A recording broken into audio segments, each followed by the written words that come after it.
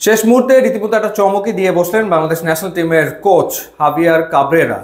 নেপাল এবং ইন্ডিয়া ম্যাচের জন্য যে 27 জনের স্কোয়াড ঘোষণা করা হয়েছিল সেখানে ছিল না কিউবা মিচেলের নাম। এবং যখন তার কাছে জানতে চাওয়া হয় যে কিউবা মিচেলের ব্যাপারে তিনি আসলে কি ভাবছেন, তখন তিনি আকারে ইঙ্গিতে বুঝিয়ে দিয়েছিলেন যে কিউবা মিচেল আসলে ন্যাশনাল টিমের জন্য এখনো রেডি না, তার আরও সময় প্রয়োজন, তিনি প্রতিভাবান।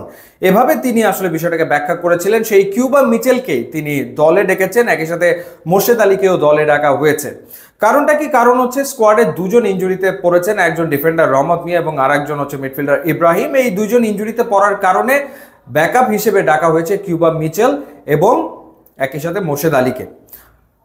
নেপালের বিপক্ষে বাংলাদেশের ম্যাচ হচ্ছে 13 তারিখে এবং 18 তারিখে এশিয়ান কাপের বাছাই পর্বের ম্যাচে বাংলাদেশ মুখোমুখি হবে ইন্ডিয়ার বিপক্ষে। এখন ঘটনা যেটা হলো যে এখন পর্যন্ত বাংলাদেশ 4টা এশিয়ান কাপের বাছাই পর্বের ম্যাচ খেলেছে, যার ভিতরে দুটোতে ড্র করতে পেরেছে, একটা শিলংয়ে ইন্ডিয়ার বিপক্ষে এবং আরেকটা হংকংয়ের বিপক্ষে হংকংয়ের মাটিতে। ইন্ডিয়ার বিপক্ষে গোল নীল ড্র ছিল, হংকংয়ের বিপক্ষে বাংলাদেশ 1-1 গোলে ড্র করেছে। কিন্তু দুটো হোম ম্যাচে বাংলাদেশ হেরেছে, সিঙ্গাপুর এবং হংকংয়ের বিপক্ষে। এবং সত্যিকার অর্থে এশিয়ান কাপে তো আর বাংলাদেশের খেলার কোনো সম্ভাবনা এবার আর নেই। তো সামগ্রিকভাবে হাভিয়ার কাবরেরার পারফরমেন্স নিয়ে মূল্যায়ন চলমান রয়েছে এবং তিনি আসলে কতদিন বাংলাদেশে থাকবেন সেই নিয়েও আলোচনা চলছে। মোটা দাগে তো তিনি ব্যর্থ হয়েছেন, কারণ এর আগে কখনো বাংলাদেশ দলের যারা কোচ ছিলেন তাদের হাতে হামজা চৌধুরীর মতো প্লেয়ার তো ছিল না, তাদের হাতে সমিত সোমের মতো প্লেয়ার তো ছিল না, তাদের কাছে ফামিদুল ছিল না।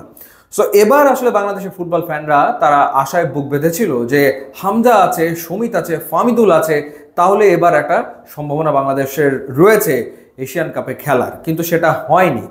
তো সেই অর্থে হাভিয়ার কাবরেরা ব্যর্থ হয়েছেন, কোনো সন্দেহ নাই। এখন যেটা ঘটনা যে ইন্ডিয়ার বিপক্ষে বাংলাদেশ যদি ম্যাচটা জেতে তাহলে নিশ্চিতভাবে তিনি হয়তো বলবেন যে আর একটু সময় দিলে এই দলটা আরও পরিণত হবে এবং ভালো করবে। বাফুফে হয়তো তাতে আশ্বস্ত হলেও হতে পারে এবং তার চুক্তিটা আর একটু বাড়তে পারে, বা হয়তো বাফুফে মনে করবে ঠিক আছে এশিয়ান কাপের বাছাই পর্বে আর একটা ম্যাচ বাকি সিঙ্গাপুরের বিপক্ষে, সেই ম্যাচটা পর্যন্ত হাভিয়ার কাবরেরা চালিয়ে যাক।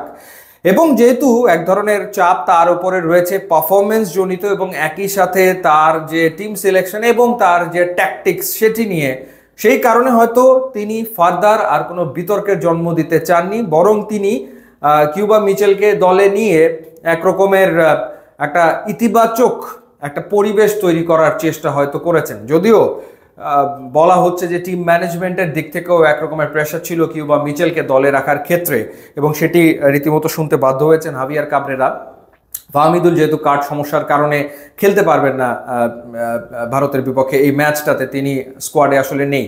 তবে Morshed Ali very talented player, কোনো সন্দেহ এই ব্যাপারে নাই। আন্ডার-19 লেভেলে তার ফুটবল আমরা দেখেছি, প্রচণ্ড প্রতিভাবান একজন ফুটবলার। আমি যেটা দেখেছি যে আমি শেখ মোরসালিনের প্রশংসা করে থাকি বিভিন্ন সময়ে যে খুবই প্রতিভাবান একজন ফুটবলার শেখ মোরসালিন, এবং মোর্শেদ আলীও কিন্তু খুবই প্রতিভাবান ফুটবলার। আমি জানি না আসলে নেপালের বিপক্ষে ম্যাচে মোর্শেদ আলীকে একাদশের সুযোগ দেওয়া হবে কিনা, বা সে গেম টাইম আদৌ পাবে কিনা, বা ভারতের বিপক্ষে ম্যাচে তারকে খেলানোর কোনো সুযোগ আছে কিনা, বাট আমার মনে হয় আগামী দিনে মোর্শেদ আলী বাংলাদেশের ফুটবলের অ্যাসেট হয়ে উঠবে, সেই সম্ভাবনা রয়েছে। এখন সে পথ না হারালে হয়। কিন্তু মূল ব্যাপার যেটা সেটা হচ্ছে যে এই যে 10 দিন ক্যাম্প হয়ে গেছে, ন্যাশনাল টিমের ক্যাম্প 10 দিন হয়ে গেছে, আর 3 দিন পরে নেপালের বিপক্ষে ম্যাচ। এই সময় আসলে কিউবা মিচেল এবং মোর্শেদ আলীকে দলভুক্ত করার দুটো কারণ থাকতে পারে। হাভিয়ার কাবরেরা আসলে তার ক্ষতিগ্রস্ত ইমেজকে পুনরুদ্ধারের চেষ্টা করছেন, এক। আর দ্বিতীয় যে ব্যাপারটা সেটা হচ্ছে যে টিম ম্যানেজমেন্ট আসলে সিদ্ধান্ত নিয়েছে। কোচ তো চাচ্ছিলেন না, সেটা তো তিনি আগে বুঝিয়ে দিয়েছিলেন যে কিউবা মিচেলের সময় লাগবে জাতীয় দলে খেলতে। হয়তো টিম ম্যানেজমেন্টের পক্ষ থেকে এই সিদ্ধান্ত নেওয়া হয়েছে, যেটা আসলে গিলতে বাধ্য হয়েছেন হাভিয়ার কাবরেরা একরকম, সেটি হওয়ারও সম্ভাবনা আসলে রয়েছে। সো দেখা যাক, দুজন এসছেন এবং দুজনই প্রতিভাবান, তারা গেম টাইম পান কিনা, খেলার সুযোগ পান কিনা, তাদের দুজনের জন্যই থাকবে অনেক অনেক শুভকামনা। হামজা চৌধুরী চলে আসছেন, তিনি কালকেই চলে আসবেন, দলের সাথে যোগ দেবেন, এবং 11 তারিখে সমিত সোম বাংলাদেশ দলের সাথে যোগ দিচ্ছেন। ইউটিউব ইনস্টাগ্রাম লিঙ্ক আছে, আপনারা যোগ দিলে খুবই খুশি হবো। And thanks for watching.